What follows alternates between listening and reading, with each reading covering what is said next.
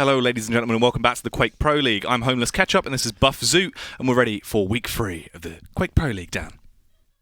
Yep. I'm back. How you feeling? I'm really good. I'm really, really good. Yeah? You're looking good. I've grown a lot in the last few weeks. That must have been a lot of protein. Yeah, a lot of turkey. Wow. Thanksgiving Christmas as well. I'm just going to get bigger. Yeah. God. That's it. Thanksgiving, yeah. It's, it's been and gone. My Thanksgiving, I've got to give thanks to being here with you. Oh. There you go. It's quite sweet, isn't Hearts it? in the chat, please. Oh, stop I wish I had a beard like that. I've just got this big little handlebar. Yeah, it's good. You look like a lead singer of a band. But I'm just embracing it. This is me now. This is good. I like the new you. The new you is fresh. It was thick as well. Yeah. But I thought I'd tidy it up for stream. All right. Well, let's get into something that is I'd be homeless. No, you can't do that. We can't both have the same brand. Exactly. That would just be ridiculous. But two people that do have very contradictory brands. They're not bland at all. He is the Wazzle Dazzle. He is someone that has so much pizzazz and razzle dazzle that he lights up the server as we set off our second series of the day. It is going to be Whaz versus GNiK. Now here he is on your screen now. What are your thoughts on Whaz, Dan? I like Whaz. Yeah, obviously traditionally a team player, but obviously hugely skilled nonetheless, and he just pulls out some really exciting plays, particularly strong with the rail. And so yeah, it's just one of those players that I just really love to watch. He's exciting, he's exhilarating, he provides a lot of quite highlight moments on the server, and I feel like hopefully he'll be able to bring some of that out tonight when we do get into the action. However, the contrast moving across is going to be GNiK. Now, GNiK coming in, obviously, newcomer into stage 2. It's really, for me, still a bit of a question mark. I haven't seen too much of him, still learning as I go with his playstyle, but what are your thoughts overall on GNiK? Again, as you said, he is slightly newer to the scene, but got some LAN experience under his belt, so highly competitive player coming through. Obviously dropping down on leaderboards, but also partly because he's fairly new, so still got a ways to go. But kind of like Whaz. He puts out some really big plays in terms of his fighting ability, and just really, really strong. Yeah, he's definitely got some big music behind him as well. You can feel the power and the riff on that one, so hopefully this will be channeled into his gameplay. We've seen a couple of DK picks coming out from him as well. We don't see them too often, but they're always a rare treat. I don't think we've got one today, unfortunately. Got a keel, I believe. Oh. I believe that was a GNiK keel. Oh, wow. Don't know how I feel about that. That is a bit of a spice, sort of, sorted into our salmon fillet of a game. Yes. Yeah. Exactly that. Yes, indeed. It's going to be a fish and chips, this one. Whaz is going to be the chips because he's going to be the real potatoes of the action for me. I feel like he's going to be the one that's going to be showing up on the server to do some damage with a lot to prove. Obviously, over the course of stage 1, it seemed like he was climbing to new heights as the weeks went on. He got better and better in my eyes. Mm-hmm. Is he going to be able to turn up today and show that he's the top dog in this scenario, though? We'll see. It is a fairly big matchup because both of them lagging at the unfortunate end of the leaderboard, and so whoever comes away here, particularly if it is a clean sweep, can jump up quite a way. So it does hold some bearing for both these players to really put some points on the board. Yeah, they're going to need to. I think we do have to pick some bans as well for this one, so we can see if that is going to affect things going forward. This will probably give us a bit of a clearer prediction as we look at the VO. Got some nice maps, nice fighting maps, both Awoken and Molten Falls. We just saw in the last series. Good potential there for some real big chaos, and obviously the classic Blood Run. That's where we see the keel. As we said, interesting pick coming out. Now, out on Awoken, starting with the Doomslayer, as we said in the first series of the day. Very good pick for that map if you want to control the middle ground. Whereas the Ranger has a similar ability, but on obviously a much longer cooldown. But that passive rocket jump as well can be extremely useful, getting yourself across the map. Going on to Blood Run, Sorlag. I do like that pick on Blood Run. It was strong in the very early stages of the game. There's the meta shifted, slightly fallen out of favour, but in the right hands can get super aggressive. And then there's that very strange keel. Yeah, Blood Run's a bit of a show match in this one, isn't it? I feel like, you get the Swordlag versus kill. That's actually going to be more of a spicy affair than I thought. It kind of feels to me that might have been like a retaliatory pick. Right. Seeing the Sorlag come out, obviously you can get quite a big stack. You can be super aggressive, and with Keel, you can really match that and put out some amazing burst damage with the grenades, which you can hit quite well on the Sorlag. Plus Keel on a map like Blood Run, where you have those strong corridors, the ability comes into play quite well, and that you can zone people out very nicely. So it does feel it might be a retaliatory pick, seeing that sort of like come out. It does kind of make sense in terms of obviously the abilities there with the pineapples versus the spit globules. They work in kind of a similar mindset. You can use them to deny in the area of effect, so hopefully we'll see some of that coming through. But it's time for Wazzle Dazzle versus the Shredder. GNiK, let's see if he can spice things up a little bit as we get into Awoken. This hopefully should wake you all up for an exciting series between the two. Honestly, I feel like I've got to favour GNiK slightly on this one, just in terms of the champions. I love seeing a bit of Ranger on Awoken down. Nice rails coming out off the bat there, putting whaz on the back foot. GNiK able to get in, pick up the rocket. Still no lightning guns, we can't really push in just yet. Nevertheless, should be able to secure that mega health and might have enough time just to get across to the heavy armor if whaz decides to stick around, which he does.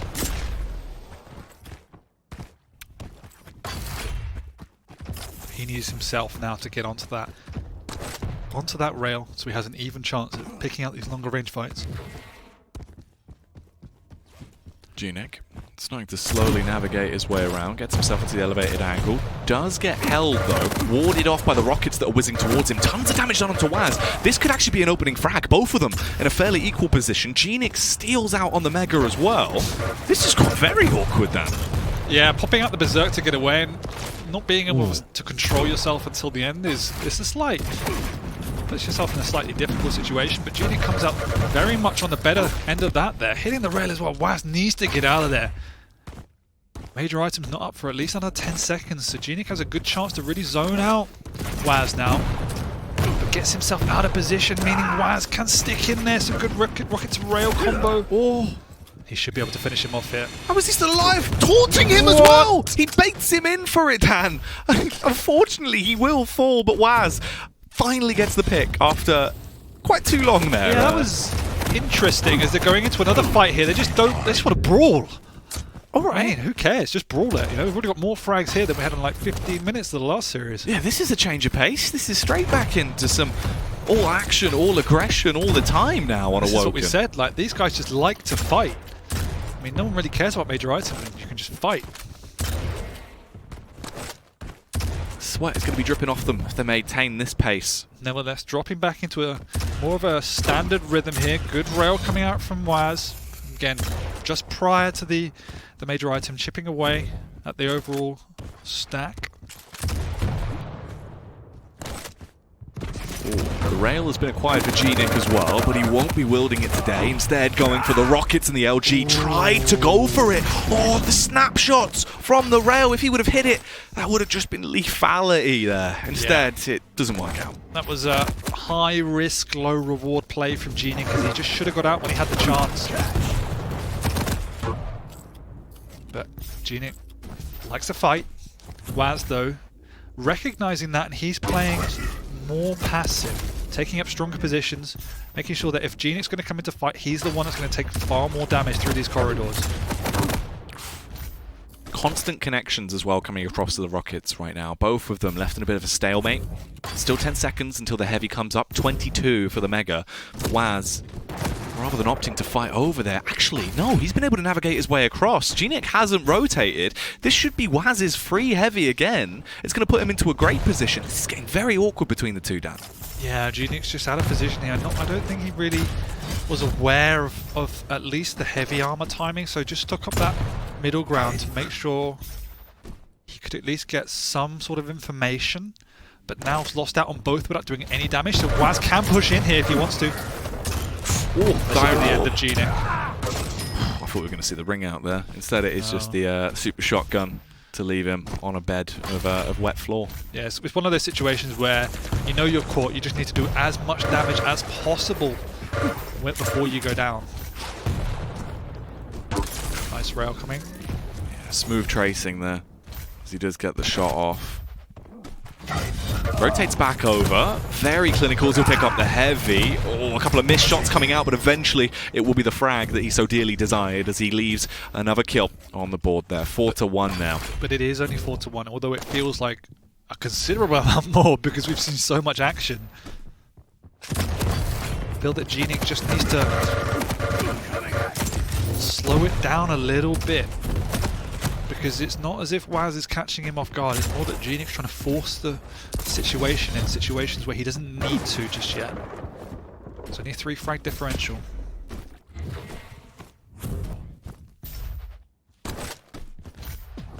Five rockets left in the arsenal for whaz. 5 minutes of time elapsed as well. Lurking around the corner, did have a sneaking suspicion that GNiK was pushing up towards him, spots him out.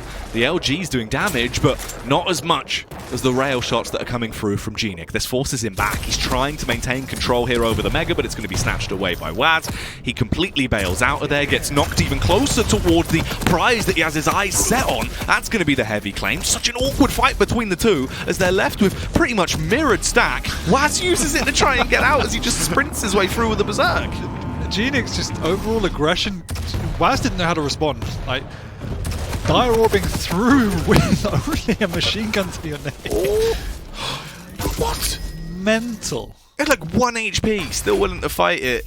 Finally hits a rail and takes down GNiK, but it's been bizarre. The fights that are coming through are just lunacy. Yeah, GNiK's just... He's not doing enough before these fights to get whaz low enough to make these pushes worthwhile. And so it's time and time again, whaz he's doing an incredible amount of damage, but without the stack to follow it up, whaz is coming away, restocking, grabbing the major items, and then it means GNiK has to start from square one.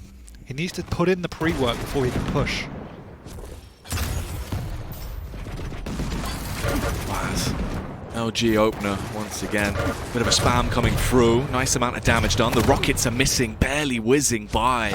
Taking off small whiskers from him. Oh, the rail connects. Will he get a follow-up? He looks to try and go for the pummel, but he jumps straight into the air. He might stay alive, but he can't get the frag that he wanted. No, but GNiK did enough. Even though he is low, whaz knows where he is. And it's such a difficult task to chase Doomslayer on this map when you don't have that double jump ability. He can get away from you very easily, and seeing a situation where whaz is being left free to restack,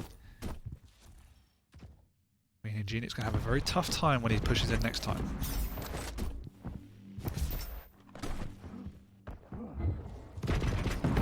There's the teleporter.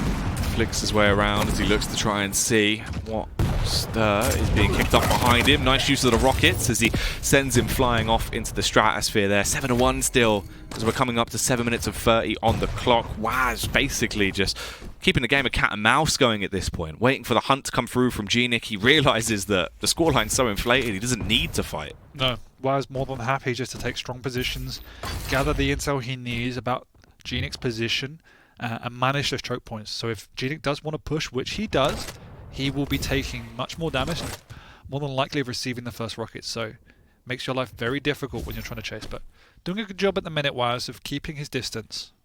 Does need to get onto at least another light armor, if not steal away one of the major items. It's working out so well for whaz as well. Essentially just being able to lurk around, hide in awkward angles. Here comes the big opener though, the commit coming through from GNiK. Oh, he gets the nice initiation, but it's the constant pummel from whaz that'll steal away another frag, leading it on an 8-1 scoreline. That stings. As GNiK, that was the right decision. It was just not the best execution. And again, whaz sneaks away with virtually nothing to his name, but does enough. He's on the chase. GNiK does get the Mega from the spawn, turns round the corner, finally will net himself a second frag as he takes down whaz, but I don't think time's on his side to be able to keep this going, especially not when whaz instantly back into action. whaz with the railgun spawn. Pretty much the perfect spawn for his pressure onto the heavy armor. 1 minute warning. 1 minute to go. whaz has done a good job of withholding the aggression of GNiK. Oh yeah, the fights have been pretty monumental. They've definitely been memorable, but chaos. Yeah, and they've all pretty much gone the way of whaz as well. When they haven't, he's been so good at escaping.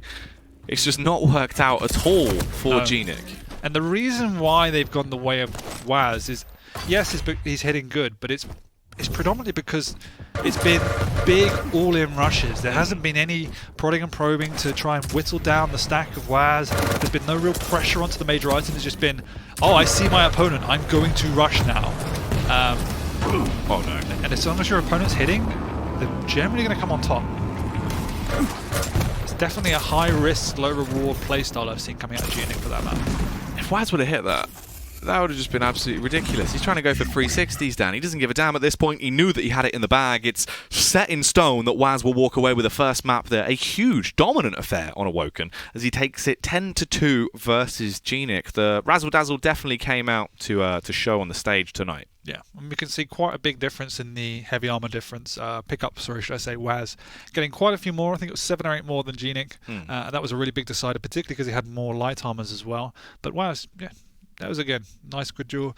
Took good, strong positions on that mid ground. Every time GNiK pushed in, whaz made sure he was ready for it. It felt that, it might be that these two practice together a lot, but it felt that whaz knew where GNiK was going to come from, knew his play style, and just set up accordingly. Yeah, the reads were really smooth over the course of the entire game. He had his number and knew exactly the takeaways that he needed in a lot of the fight. Again, as well, whaz, in terms of the rotations, it just seemed like he had the upper hand. I don't know if it was more of GNiK losing out on the timings in the opening moments of the game, or if it was just not the confidence to try and go for some of the heavies, because he basically conceded it quite a few times. Yeah, there was quite a few times where GNiK was out of position, perhaps looking for a fight where there wasn't one, and whaz just capitalizing on that, falling back and able to stack up, getting back on that mid ground. And we saw there throughout the whole duel, to be fair, whaz using that double jump to great effectiveness to maintain that mid ground, something that GNiK was not able to do. And once he pushed through those corridors, as we said, whaz was just setting up ready for the choke points. Some beautiful replays here from some of the highlights of this opening map on Awoken, but this is the first of the series. Of course, 2 more maps to go. A good start for whaz to try and work his way towards a 3-0 if he wants a ridiculous amount of points going straight in towards the rankings, but it's still early doors. We can't set anything in stone yet. GNiK has an opportunity to try and come back into it. You know, Awoken, we can put that to one side now. We can move on. Going forward, what do you think has to change? I think GNiK needs to be more calculated in his play. There was just a lot of unnecessary high-risk plays with very little outcome. Even if he did get the frag in 1 or 2 of the situations, he would have been so low that it's not worth your while because you're just on the back foot.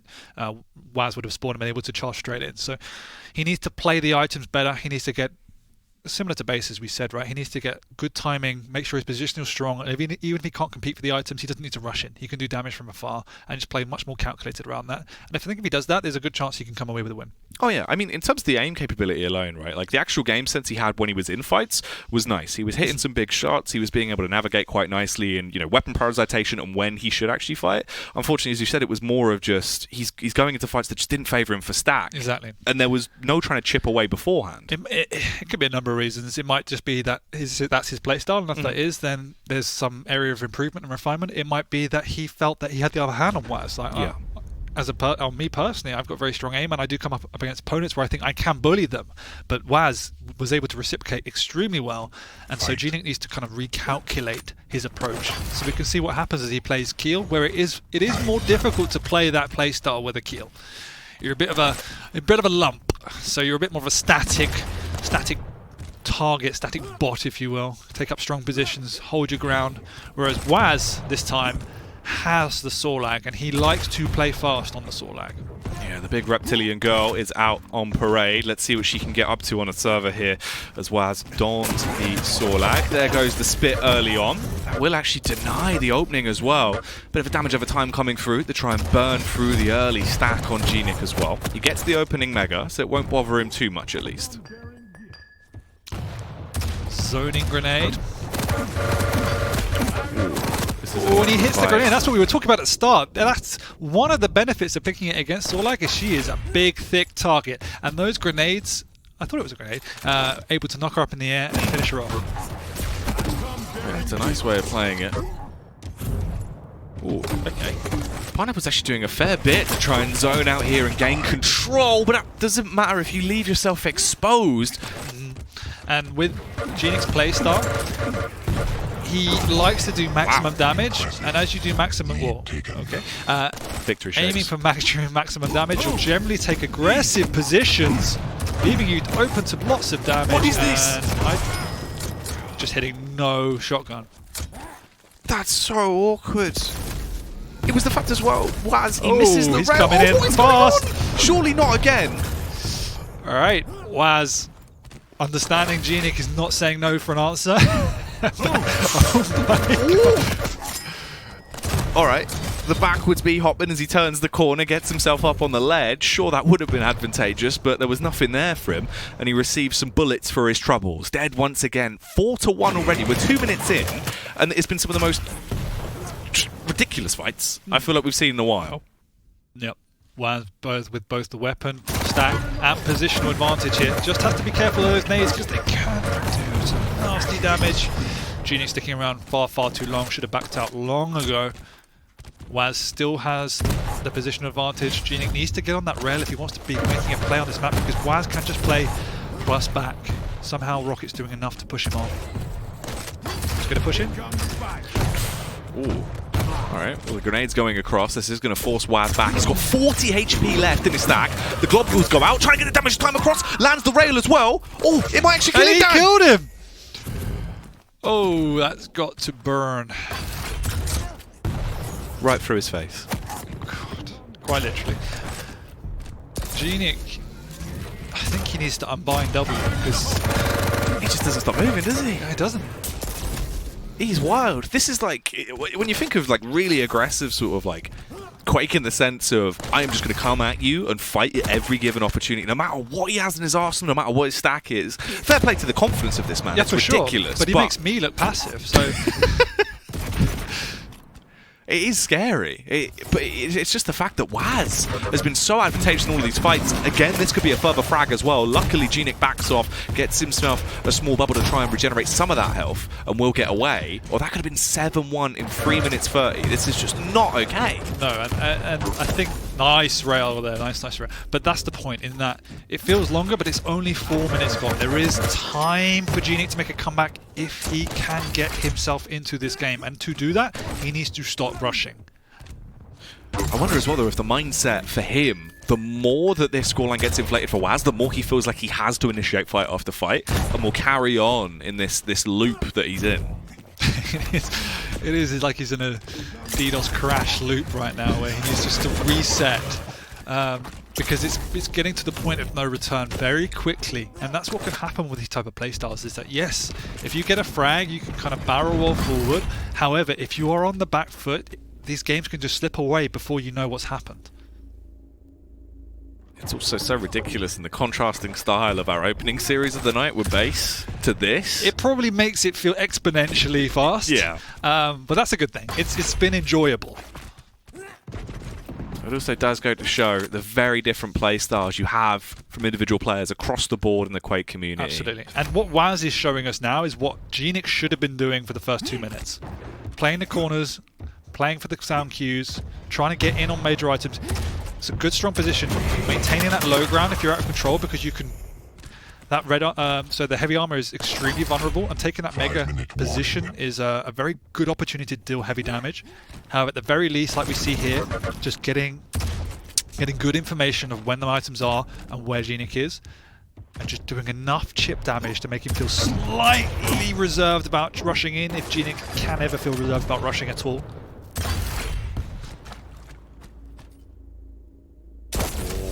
And this is what one would call a traditional blood run defense.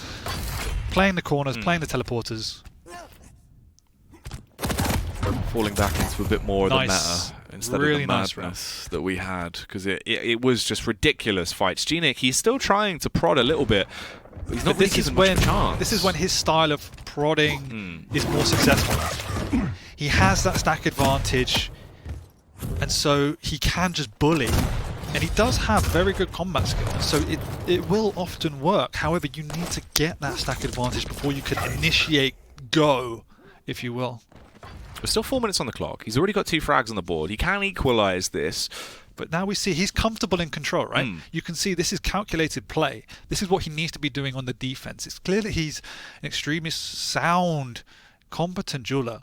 Just some of the decision-making on the defense when he's not in control has been questionable.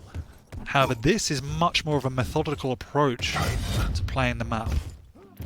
Talking of the sound, going to be listening out as his ears will perk up, knows the location of whaz and does try and chase him down. That's 3 grenades fired out as he wants to try and force him to go his way, tunnel him over back towards the Mega, but the Mega spawns in, he snatches it away, all the damage done has been negated, time's ticking away as well. We're about to hit 7 minutes, needs a frag on the board, and that is another kill for whaz in close quarters. It doesn't go the way of GNiK. Not at all. And we saw in the past 2 or 3 minutes, one of the difficulties of, in my opinion, picking Kiel against a Sorlag in that she's very difficult to trap down or chase because she is so fast compared to you. And Kiel's just not one of those champions where you have that ability to make big, quick plays. It's much more of a positional champion. And so when the map got so far out of control in terms of the scoreline, it became unbelievably difficult for GNiK to make any plays. Oh yeah. I mean, at this point, you know, there's no angle in the world that he can hold and be able to find success purely just because he needs to initiate these fights, and he's always left on the back foot when he tries to go in. That rail was really tasty as well. That was nice. Critical, really, really critical. And whaz now doesn't need to do anything spectacular. He's just stolen away that Mega health, can sneak away to get some of the light armor if he needs to. Deal some damage on the heavy if GNiK dares to go for it. But as you can see from the stacks, like, whaz was technically just up on stack. So he doesn't need to do anything crazy right now. whaz, he might not have armor, but he's definitely got his wits about him. Just hold his angles, again with the area of effect denial coming through as the globules would burn GNiK if he wanted to try and chase, and this is wasting so much time. And this is getting to the point as well where if GNiK is going to get back into the action, he would need to kill chain these together from this point now, non-stop until the end of the round. And that would be a highlight reel. Yeah. Although it does seem that GNiK is just hanging around, potentially trying to catch out the Sorlag as she flies through, but whaz not going to touch that middle ground whatsoever. Doesn't even want to have a look or a sniff at the heavy armor. Quite content to play the back rooms. Here's exactly where GNiK is. Zones him out and plays these choke points. This has been really nice from whaz. The change of pace from the all-out warfare they had, where it was scrap after scrap, to just really smooth control. But as I just said, right, like, GNiK can't even touch whaz. No. The speed difference is amazing. He's probably going to die. Leaving GNiK looking like Mary Poppins as he glides through the air for so long with the level of lethality coming out from the LG. That's another frag picked up 9-2. Basically, he's just doing it for style points now. Yeah. That is another map going whaz's way, as it is theoretically and practically impossible to get 7 frags in 20 seconds. It'd definitely be a feat of strength if he was somehow able to do it. I mean, I would just put him top of the it's in him. leaderboard if he did that right now. Right there. Oh yeah. Just take it, mate. All eyes on GNiK. However, the last 10 seconds, it's just going to be playing for keeps at this point as whaz looks to get away and secure a deal with the 9 frags that he's got. Could have rounded it up to 10, but it's not meant to be. That is going to be a 9-2 scoreline for the Sorlag as the big reptilian girl does an awful lot of damage on the server there. Really beautiful stuff. I like the theory, or at least my theory, of the Kiel Sorlag matchup. However, it was not played like I would have expected to be played. No. Like there was glimmers of it and glimpses in the opening few moments where it was like, okay, this is quite nice. The grenades are being used to deny pickups. Like it all looked pretty good. And then that was just gone. And then there was just a 2 to 4 minute blackout period where GNiK just held W and tried to kill whaz, and it was whaz just did a great job of playing the right angles, taking the right fights. And as we just said towards the end, if whaz didn't want to fight, he could get out of there super quick and only take fights where he knew he should be taking them. Caught GNiK off guard quite a few times in the early stages, but then GNiK got control, and that's when we saw the real GNiK come out. Even seeing that on a replay, it still just looks so outrageous. Like, just the weirdest fight, but you know, in the end it works out for whaz. It allowed him to rack up quite a few frags there as they battled close towards the Mega. Pretty much dominant the entire way through. Really, the opening minutes were the only time the game looked quite close. From that point forward, it was just whaz toying with GNiK. Every time he tried to push him, the spit would come through, it would deny his path, force him into a choke point that he wanted him if he wanted to fight, or else he'd just run.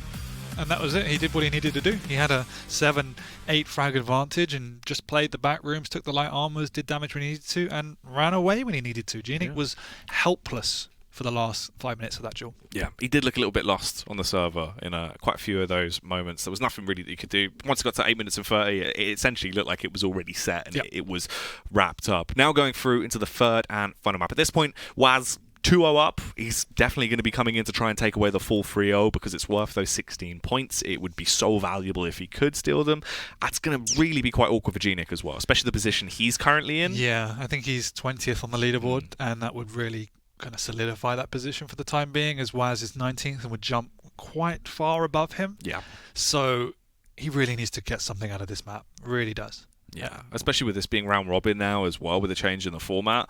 whaz is definitely going to be happy. If this is the match where he finds himself a nice 3-0 and just launches himself up, it only means the games going forward for GNiK are going to get harder and harder as the weeks go by. So exactly, it's not. And I think for whaz, he would have identified this matchup as 1-2 take 3-0, and so one where he is going to go, and you would go out every week, but kind of especially hard this week. So yeah, and it's working out. He's playing good duel. He's hitting his shots, as we said. So GNiK's playing into his hands almost a little bit. Yeah, well, whaz definitely going full force. Maybe we'll see some of that coming out from the main man, GNiK. Let's find out as the Shredder is back in for his third and final debut here versus Wazzle Dazzle, who is going to be taking the third map. Will whaz get the 3-0? We'll be finding out now. And the Anarchy pick is slightly more what I would have expected from GNiK, the way he has been playing so far. Delaying the heavy armor. Don't believe whaz would have heard that, but as we were saying, the Anarchy means he can just pick up the pace. It's actually a champion designed to go non-stop, so he should be quite happy with that pick, as whaz fortunate just to clip that edge and not fall down to his sudden doom. Ooh. Near miss on the rail. Follow-up rocket coming out as well. GNiK, he has that injection though, and he's got a lot to play with. The kit that he has available to him from Anarchy should play into his strengths. If he plays anything like he has been over the past 2 maps we've seen, it could give him that extra little bit of oomph that he's needed. Already a minute in though. No frag found for either party just yet, and a little bit of control maintained for whaz. No, and both being light champions are susceptible to be taking increased damage. Well, not increased damage, but what I mean is as soon as one hits a rail, like they can push it for the kill. It is exponential, the amount of damage you take relative to your stacks. So it's it makes for an interesting matchup, particularly with the Nyx with her Ghost Walk and the Anarchy with his speed and injection. Ooh. Not afraid to take a fight even with just 15 health. I'm going to say that's deliberate. I think so. I'm going to say it's deliberate, just to reset, to get some weaponry before the major item spawn, because he would have been helpless there and would have had to back off. So quite happy to succumb to death. Unfortunately, just missing the rocket on the initial mega, meaning he doesn't get enough to push onto the latter heavy armor. Well, I mean, you said you wanted him to stop pressing W, but I don't think you wanted him to jump onto the map. Oh, there's the follow-up though, instantly. Wipes that back to a clean slate. Both of them neck and neck again as they fall back to an even scoreline. The rocket's raining down as well as the Hellion Salvo comes out, trying to get the follow-up frag onto whaz. If he can get a pick here, this would be really huge. He does force out the Ghost Walk. That's going to be whaz sprinting out of there, snatching away the heavy. But the chase is still on! GNiK might be low, but the skill ceiling is high. Exactly, and this is what we're seeing. This is definitely more methodical from GNiK. Reading whaz this time. He could have quite easily tried to push him for the kill, but playing the distance game. And this is when I feel that GNiK is actually playing his best Quake, is when he's taking up strong positions and using more of the rail rather than pushing in with the rockets and lightning gun. Definitely feel that he favors that as whaz jumps in. I don't know if that was... didn't look like he meant to fall. But definitely worked out and probably was deliberate. I do agree with you on that one though. It seems like more so his tracing and his flicks are what backs him up way more than the projectiles. Yeah, for sure. Oh, and this is definitely a map where you can play positional rail games, particularly around the mega area. But even here on the heavy, there's lots of levels, there's lots of distance. Nice, good prediction there coming out from GNiK as he takes the lead once again. This is in a much better position to play around. Oh! The confidence of this man as he swings out, slams down with the railgun. A beautiful shot to land and another frag found as he puts himself 3-1 now versus whaz. GNiK looking a whole lot more aggressive. Yes, and we can see the confidence coming out from GNiK. He's hitting his shots, he's in the lead. And as we said on Blood Run, like when he does get into the lead and when he does have a stack, that's when he feels confident and his playstyle definitely changes. He even becomes slightly more calculated when he's in control. That's a bad fight to take as a light champion. Luckily, whaz does miss the last rocket. Never really liked those confrontations as a light champion. Everything's just playing into his favour now. Like the movement, it feels like maybe the champion picks that he's been going through haven't really been what he needs to show off his tool set, because the movement is on point. The way he's been navigating around the map looks so smooth. The fights have been really blissful here as well. And already now 4-1 up. whaz, he could fall into a trap. Just getting away, knowing that there's no need to stick around there. It's dangerous not knowing where that Nyx is. And yeah, you're completely right. Like this Anarchy completely changes the way he plays. It's also one of those champions where if you do overcommit and you're at full speed, you can get out. Whereas, you know, jumping in with a kill, if you've overcommitted, you're kind of stuck. 5-minute warning. Hoping that whaz would come over the ledge and dare to fight back towards him. Instead, he's just going to concede the heavy, rotate off back towards the mega. Both of them slowing it down a little bit as they're going to try and delay and muddy the timings a little bit. It is going to be snatched away in the end by whaz. He is finding his escape route as well, but GNiK, he's on the hunt. He is on a hunt, and he did a great amount of damage there onto pickup. Okay, this is a lot of damage done. Forces out the Ghost Walk. whaz looking a little bit timid into that one. Nice finish. He peeks back into it, Dan. Risky from whaz. But again, there's only just over 4 minutes to go. whaz feeling he did need to take that risk, even though he was railable and he should go down here. No! And he popped the injection.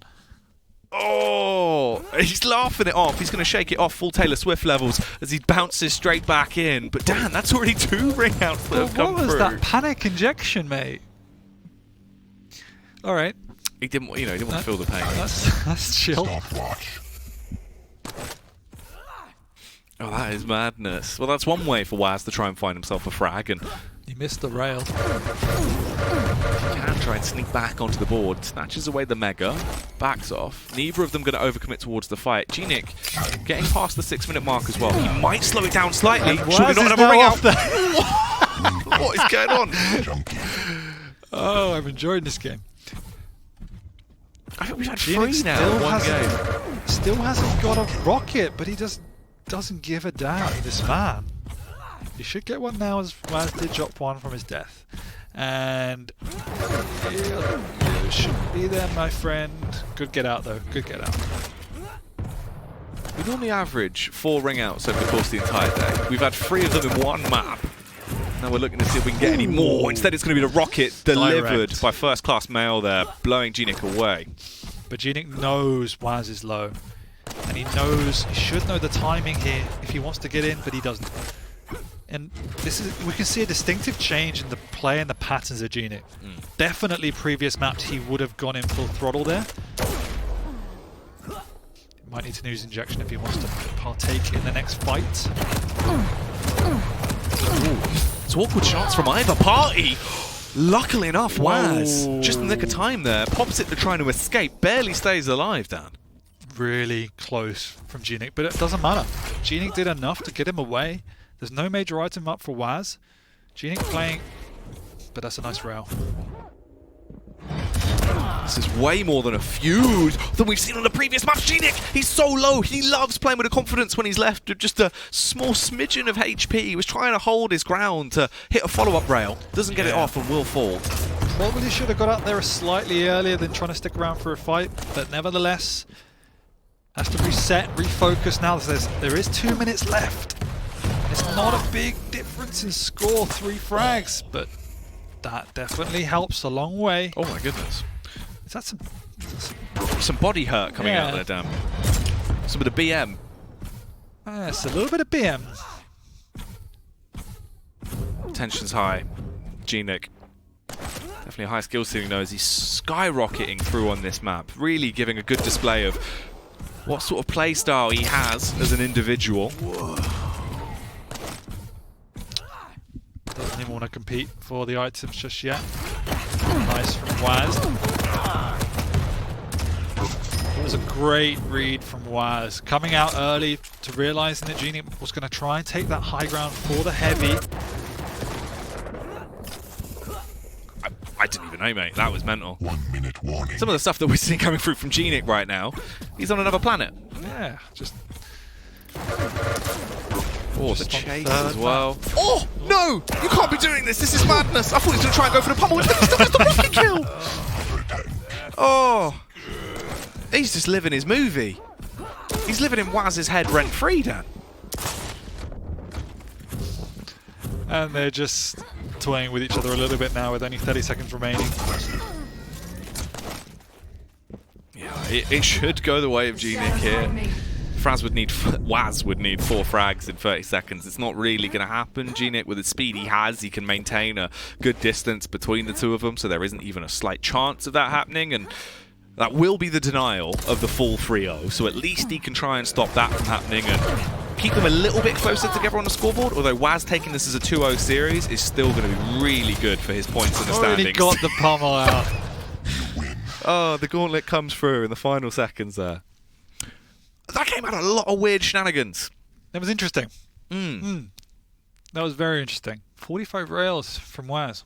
It's a fair amount. Yeah, there was a lot of moments. We saw the suicide to start it off, and the opening frag to try and deny potentially the waste of the time and just get straight back into it. Oh yeah, the suicide from GNiK. Yeah. That was actually smart to Yeah. get back onto the map knowing there's 5 seconds left and get back onto it. But I mean, that was for me a far better performance than we've seen two games combined. Like that was what GNiK is in this Quake Pro League for. Oh yeah, I think that was a much better display of him actually a champion that plays to his sort of strengths and his toolkit, because he was able to play aggressive, he was able to play fast. We saw him doing it with other champs, but it just didn't work as well, right? The Ranger is kind of a different story, it does play into that, but Yeah, I mean here, this looked great. Particularly on Blood Run, as we said there. There's the deliberate suicide, but particularly on Blood Run, like it just felt so out of place playing a big, heavy, lumbersome champion. Like, if you're going to do that and be aggressive, like pick a scale bearer or pick a clutch, you know, a keel.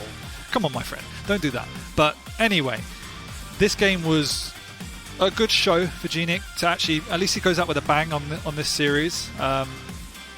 whaz didn't really have much of a response. GNiK played much better, took strong positions, quite similar to what we saw for base, but much more aggressive. whaz did do well to get onto the items and deal damage, but at the end of the day, I think GNiK showed true prowess, much better rail all round, better aim for this game anyway. Yeah, I think there's actually a couple of instances as well where it was almost as if whaz overcommitted to a few of the fights. That was lovely. Where he went back in or he dove in when he was low on stack and just sort of, you know, went full force when he didn't need to, but God, the ring outs we had, it is normally like an average of 4 a show. Yeah, from the 4 in a game. Yeah. I do enjoy the casual ability pops as they both went to die. That was a fun game though to watch. That was good. It was a good show. That was very enjoyable. Definitely some highlight moments in that one. I'm sure you watching at home will have your takeaways from that. If you didn't have any favourite moments, let us know over on Twitter with the hashtag Quake Pro League, because it was jam-packed. It was definitely a tasty treat. Yeah, and it was a good fun all round. Oh yeah. But that is that series wrapped up there, of course, of a 2-1 split. Luckily, GNiK denying the 3-0, because obviously with both of them being 19th, 20th position respectively, it would have been awkward if it was just leaving him in the dirt. At that point, keeping it a bit closer, sure, you don't 2-0 the series, you do go 2-1, it's still way better than the potential of a 3-0. Yeah, exactly. And it gives you some confidence going into future weeks, because it felt a little bit downtrodden at the end of the previous match that they just really didn't go his way. And it was kind of one of those snowball effects where he was trying... He had a particular tactic or whatever it was, and when it just doesn't go your way, it doesn't go your way, and it just got a little bit out of hand on maps 1 and 2. Map 3 got off to a much better start and kept the momentum up the whole way through. Yeah, I think that's the difference. The tempo there that he had on display, literally the Anarchy on Anarchy, was so much better. If we can have more of that coming through in the future weeks, then it will definitely be a treat to watch, because it was just outrageous. Some of the highlight frags that you got through that one, we could definitely slap into a frag movie. And we said, when you asked what do you need to do before map 3, and we said play calculated. And that's what he did. There was times where he was in control, playing nice and slow, listening for the sound cues, and working whaz out.